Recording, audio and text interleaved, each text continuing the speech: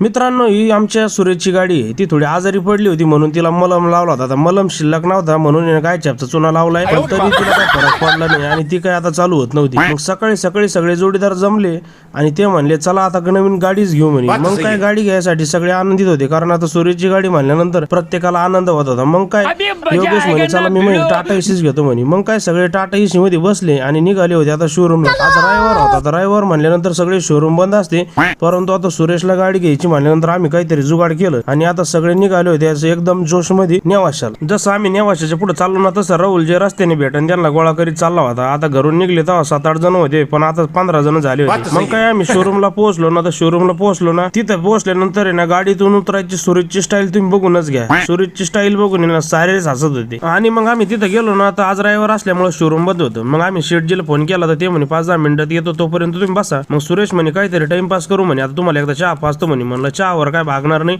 पण ते म्हणे ही सुरुवाती म्हणे. म्हणलं मग काय अडचण नाही. आणि मग काय सगळे चहा पित होते. आमचा चहा प्यायचा कार्यक्रम चालू होता. तेवढ्यात शेटजी आले, त्यांनी शोरूम उघडलं होतं. म्हणलं चला आता आतमध्ये बघू. सुरेशला विचारलं तुला कशी गाडी पाहिजे, ते म्हणे कमी बजेटची पाहिजे. मग काय आम्ही सुरुवातीला गेलो मग सेकंड हँड शोरूम मध्ये, आणि मग सेकंड शोरूमच्या गाड्या पाहिल्यानंतर सुरेशचा विचार बदलला. ते म्हणे इथल्या गाड्या घेण्यापेक्षा आपल्या गाडीला खर्च केला तर हिच्यापेक्षा चांगली होईल. म्हणलं हे काय उद्योग करू नको म्हणलं, इथे डायरेक्ट नवी बघ, आज तो आहे एक सत्कार करून टाकू आम्ही लगेच. मग काय सुरेश बघायला लागल्यानंतर पहिल्या पल्सर आणि त्या बघितल्या, पण नंतर म्हणे आता ही नको म्हणे, याला पळा द्या, आपल्याला कमी पडणारी बघा. म्हणलं मग हे प्लॅटिना. मग काय प्लॅटिना फायनल झाली. मग बसले ते सौद्याला. आता सौद्याला बसल्यानंतर आहे ना 17-18 जण म्हणल्यानंतर शेटजीला असं वाटलं होतं आता हे 2-4 गाड्या घेते. म्हणलं 2-4 नाही, आम्हाला एकच घ्यायची, पण 17-18 जण न्यायला आले. ते म्हणे मग काय अडचण नाही, लगेच घेऊन जा. आणि मग सुरेश पैसे देतच होता. मग राहुल म्हणे आता मित्राने नवी गाडी घेतली म्हणे, याचा ना छोटासा सत्कार करावाच लागेल. मग काय सगळी तयारी केली आपण. आणि मग शेटजीला सांगितलं होतं आमच्या मित्राचा छोटासा सत्कार करतो, तोपर्यंत त्याची गाडी रेडी करा, धुवून बिवून एकदम चकाचक करा. मग काय झटपट सगळ्या मित्रांनी आणलेल्या वस्तूने सत्कार केला, शाल टोपी उपरनं घालून, आणि मग हार पण घातला. आता सुरेशचा एवढा मोठा सत्कार बघून सुरेशला असं वाटत होतं आपण आज 4 व्हीलरच घ्यायला पाहिजे होती. नाग 2 व्हीलर घेतली. त्याला म्हणलं पुढच्या वेळेस आहे ना तू 4 व्हीलर घे, याच्यापेक्षा मोठा कार्यक्रम करू. ते म्हणे मग मी सियाराच घेतो म्हणे. म्हणलं घे, मग आम्ही पण सत्कार करू. आणि मग काय मित्रांनो, तोपर्यंत आपली गाडी रेडी झाली होती. मग झटपट आहे ना राहुल ना गाडीला हार बांधला आणि म्हणे आता चल सुरेश म्हणे आता नवीन गाडीचा अनावरण करू म्हणे. मग काय झटपट सुरेश तयारीतच होता. आणि मग सुरेश म्हणे आता ना आपल्या गाडीला कापड टाका म्हणे, लाल कापड, आपल्याला 4 व्हीलर सारखी फिलिंग आली पाहिजे. म्हणलं मग काय घे. मग झटपट त्याने कापड बाजूला फेकलं आणि मग मागे एक जण होता कापड वाढायला. आणि मग शेटजींनी त्यांच्या शोरूमची प्रोसेस केली आणि चावी देताना एक फोटो काढून घेतला. आणि तेवढ्या त्यांना राहुल म्हणे आपल्या सगळ्यांचा व्हिडिओ घ्यायचा म्हणे, मी गाडी हलवतानी. म्हणलं अरे नवी गाडी हे स्टँड बिन मुडीशीन. ते म्हणे काय अडचण नाही म्हणे, आता इन्शुरन्स फुले म्हणे. आणि आपण तिथून निघालो ना, संदीप गळ्यात हार घालून चालला होता. म्हणलं अरे काय चाललंय तो. ते म्हणे काय नाही म्हणे, हार होता खाली पडला म्हणून घेतला म्हणे. म्हणलं चालू दे मग. आणि तोपर्यंत सुरेश एकटाच गाडी घेऊन निघाला होता. म्हणलं चालला कुठं, आम्हाला खर्च कर. ते म्हणे जिथं कमी पैसे लागतील तिथं मी खर्च करीन.